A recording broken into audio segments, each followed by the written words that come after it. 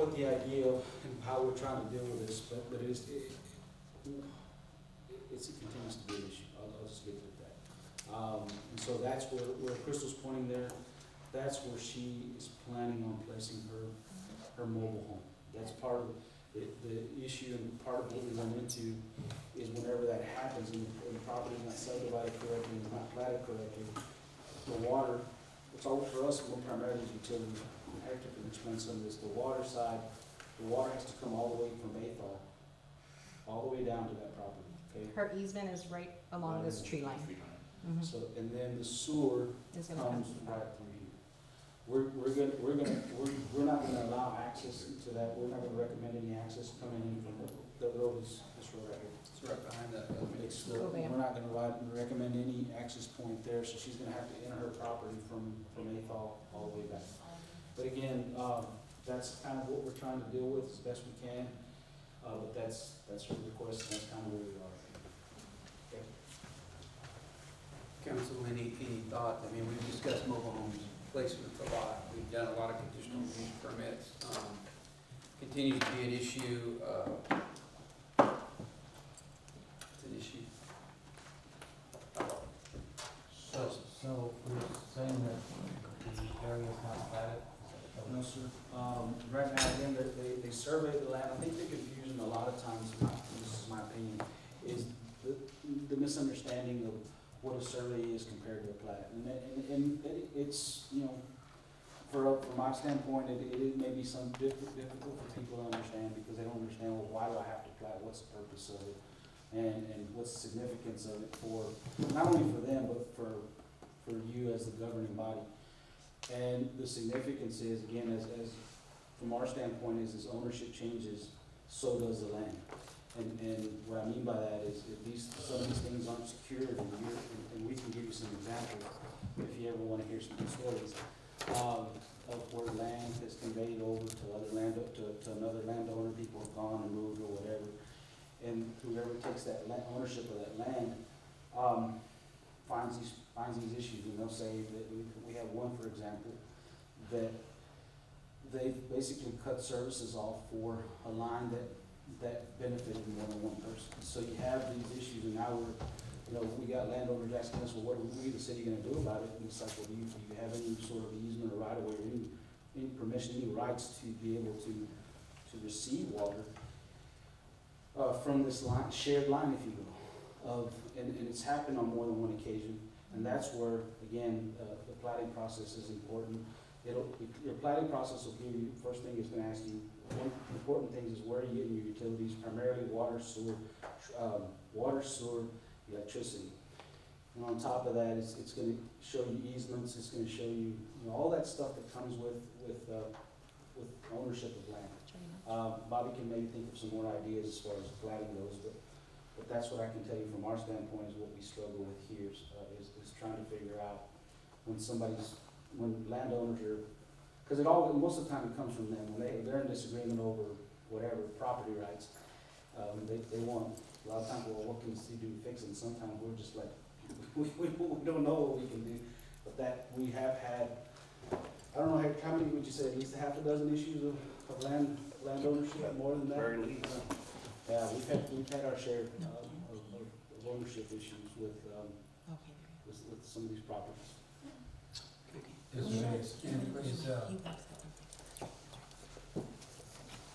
you have discussion about that with applicants? I'm sorry, go ahead. With the applicant, did you have that We discussion? have had more than one discussion, and we started out with easements, we started out with utilities, where those were coming in. We started out actually ownership of the land. That was another thing. We normally ask for basic minimum of deed. That was all part of the discussion.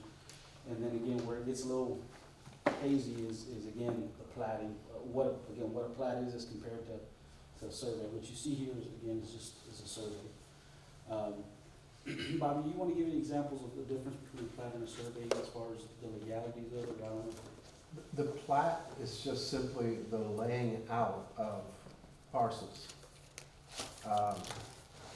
Typically, you're gonna see a plat, as a part of a subdivision, what you used to see. Right. But a plat can be simply something as a map depicting a subdivision of a larger parcel. The survey is simply the process of hiring a surveyor to go out and give you either, Bounds. typically it's gonna be a meets and bounds description if it's not a subdivision plat. When we talk about subdivision plats in the city, it's because they've gone through the process of surveying and platting into lots. So when you approve them, you're approving the subdivision, which contains lots and blocks. Right. So you refer to them as you sell them or convey them as lots and blocks. When you don't go through that process, you don't have a lot or a block in the typical sense. But you have a meets and bounds description. So the better way of describing it, if you're buying property from someone, they'll give you a deed which describes the property, but the only way you know exactly what you're buying is if you have a meets and bounds. That is, somebody goes out there and stakes a pin, an iron pin typically starting at one location, then you see a description with longitude and latitude as they move along to physically describe what it is that you're buying. That's the survey. The survey is the registered professional land surveyor going out there and either placing pins or identifying previously placed pins and measuring exactly what a parcel is, and then conveying that to you in a description that usually provides longitude, latitude in feet and inches, starting point, might go left, might go east, might go south, might go north, and so on and so forth. And he'll put that on a map. But that's just the description. It's not a plat. So I don't know if that helps. It's challenging, like I said, it's challenging in the fact, again, our biggest issue has been, again, you know, we're from a road standpoint, is there a way to egress and ingress out of that? Is there utilities, and where are you gonna get the utilities? And that's been the biggest challenge with some of this, and you know, with going through grant works, that, what we deal with, our challenge here compared to like, you know, your San Antonio's, they have subdivisions, as Bobby's talking about, lots and blocks. We're dealing with acreage, and it's like, okay, but you're subdividing this acreage. You know, do we as a council or as a governing body say, we need a road running right through here? Not only you, but so that people in that area will have access to a roadway to get in and out of their property. And that's more of a planning mechanism, if you will, but it is something that needs some thought. And I'm not suggesting that this young lady put in the road, I'm not saying that, but it is challenging because we are gonna have to meet the water demand, the water need there. And if, what we don't want, and this is where it gets, again, hairy, if she says, well, I wanna go ahead and put other homes back there, and I wanna go ahead and put another, you know, break it into another acre, and I wanna put another trailer home out there, the infrastructure that's running over there is not meant to service more than one home. It's meant to service one trailer and one trailer home. So anyway, that's kind of where we are, but I hope through our process of subdivision, or the comprehensive plan, we can address that and we can stick to it. It's actually easier to describe. You see that right there? That's actually, it's a map. It's simply a map that supports, if you go down one more, it supports the property, the meets and bounds description on the page that's just south of that. So if you'll notice that, that's the meets and bounds description, which starts with, it's a 30-foot access easement. So if you'll notice, starting at a pin, and this one's out of lot 4 of the Deal subdivision, and this one, it's gonna tell you that basically it's a larger tract of land that at some point was filed as such, but that's just a description, so anybody can go out there and actually find the pin and walk it, go from pin to pin. But the survey is just the map accompanied by the meets and bounds description, and that's it. It only, you know, it has to be, and you'll notice it's sealed by the surveyor with his seal number. The plat is the overall depiction of subdivided parcels within a subdivision. Okay, council, we've got a motion and a second. Is there any other questions? I have a question. Go ahead, Councilman. So, in this particular case, has the city, asked that they plat it? The request has been made and, you know, we could probably, like we have in prior occasions, we could request a plat, but again, the history has been that entire acreage, I don't remember how many acres it is. Hey, do you remember how many acres there's I do not. in that area? But none of that area, and there's homes right there off of Ethol. There's homes in none of that area, I think it's owned by the same family, I could be wrong. It's all owned by the same family, none of it's platted. It's, you have acreage, and you may have some deeds and maybe some boundaries out there, but none of it is platted. And so the challenge that what we run into here is whenever they start building behind the homes, they're no longer building off Ethol, they want to put a trailer behind a home that's currently sitting on the road that has the main water line. That's where I start having concerns, because it turns into, well, we're gonna just go ahead and break this acre, well, now we want another acre, because we wanna put a mobile home here, no, we keep running into that, and it's just, well, there's no roads out there. There's nothing that the general public or even the people out there can utilize to egress and ingress off of. So it starts turning into one where you give one, and then, well, now you have another, and you have another, and again, there's no dedicated roads, there's limited infrastructure, because again, they're using the 6-inch line off of Ethol to basically run the service line all the way down. How many linear feet would you say it is? I believe it's like 700 feet. 700 linear feet that they're running water for one service line. Yes. But it is a service line, it's not a main. So it's And not like we're gonna go in there and do it Yeah, also. we're treating it as a service line. Right. That's what we're trying to, the one thing, the benefit is that there is a 6-inch water, a 6-inch line that services that area. It's not your, you don't have, again, we mentioned there's some that have 2-inch lines that service, this one there's a 6-inch line that supports that. And the motion is at hand is to simply set a date and a time and a place to discuss this further. We've got, and we've talked about the next regular scheduled meeting, so we've got a motion and a second.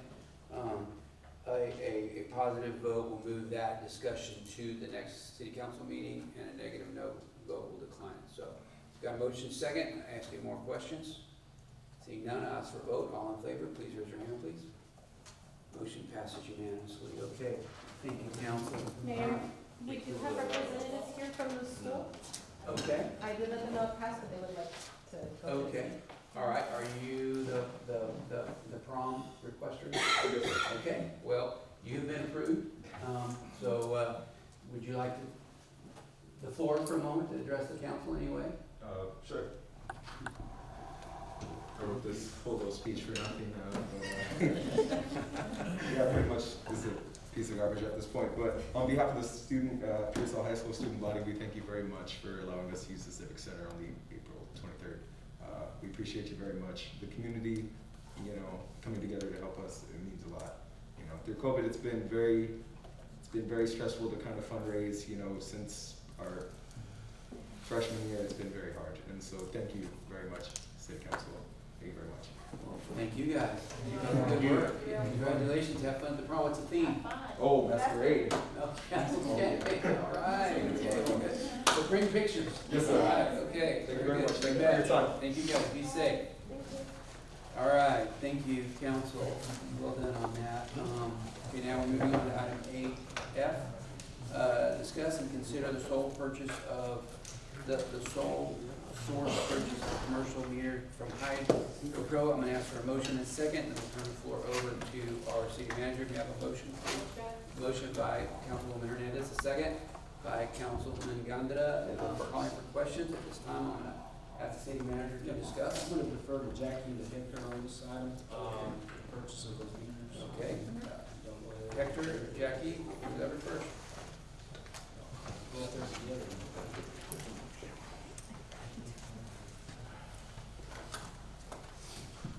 So we are recommending, to the council today, that, we would like to purchase, some meters for replacement on the commercial side. Commercial side is one of our biggest revenues. And the total of this would be $30,712.94. This would be coming from the ARP money. We have replaced some, and by doing this, it has brought in, the proper revenues, proper readings for us to get our, correct billing, to those that are on the commercial side. So we would just like to finish up the project, and that is what these would be. Okay, you wanna give them a list of the ones that we were looking at replacing? Sure.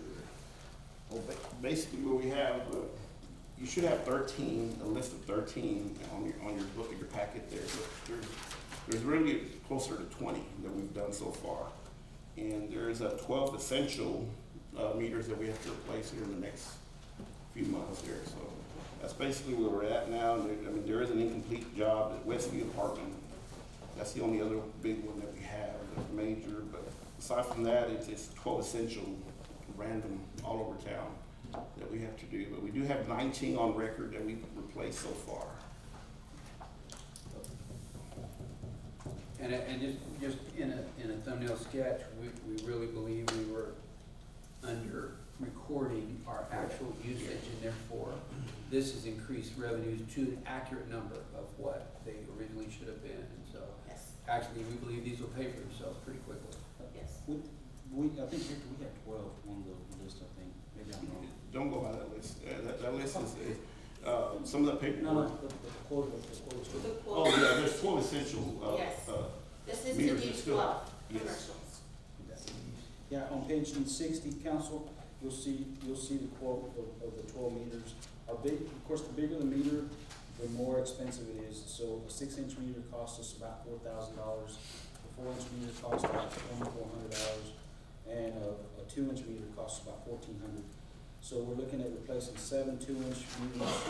We're looking at replacing, looks like 4-inch meters, and we'll look at this 1-inch, the 6-inch meter. We have one of those that we're looking at either, I don't know if that's a replacement or not, but I think it is. And we can alter this list some way. It'll never be, it's not gonna go past this number here. I mean, there is some, what we're considering essential, and it does call, the 4-inch, the 6-inch there is for standby. That's for our biggest, water consumer, which would be the Geo. Yeah, and we replace that every so often, we calibrate it and stuff like that, and if it's not, yeah, if we can't, if it's not, we can't calibrate it, we would purchase another one just to have it on standby, and we'll get credited, through our, what do you call it, some program that we have with Hydro Pro. That's a warranty that we have. Correct. Credit for that, but yeah, that was, whenever the meters, there's questions on the meters, and I was trying to figure what that was, but when there's questions on accuracy of the meters, what they'll do is they'll pull the meter and they'll get it calibrated, but they need something in the meantime to put in place of that, whatever meter they pull. So that's what they're requesting is for that 6-inch meter. Yeah, and we also isolate it at that price because it's supposed to go up. Anything over 4 inches is supposed to be sky high in a matter of months, maybe next month, as soon as. And council, we've been discussing this for quite a while, and, so anyway, based on their recommendation, is there any other questions, Council? Yes, Councilman Hernandez? Yes, I have a question. You said that it won't go higher than this. It's not. Is this just a few meters? We have a lot more to do? No, a lot of these places are up and down. They're packed it up and booked it. We have some oil field stuff that are up and they're vacant. So there's no need. We're not considering those essential. And we don't draw a lot of the oil field stuff over here, so we don't expect them to come back in this next oil boom that we're about to get. Okay, but are these the only meters we're gonna purchase, or we still have some more? There are 12. These are the ones we're gonna replace this time. But he's asking beyond the 12. Yes, sir. Beyond the 12, at this moment, we're not gonna purchase anything beyond this 12. But if are more needed. Not this, Not at the moment. not at the moment. What the idea is for this, at least for the next months, is to replace these commercial meters. We do have, and we're doing some work, and I'm probably giving James more than what's the needs. We're looking at other meters, residential meters. We know we have zero consumption. Well, zero consumption means to us those meters are not working right. There's several of those. But I don't wanna, we need to go out there and physically go and send our staff out there to go out there, look at the meter, assess it, pull it, and then we need to get an account of all those meters we need to replace. We estimate right now, and of course, they'll be a lot cheaper than what you're seeing here, but we're estimating, give or take, if once we get into a replacement, now that'd be more significant, because it's more, probably around 300 meters, residential meters. That'll be over the course of, because it is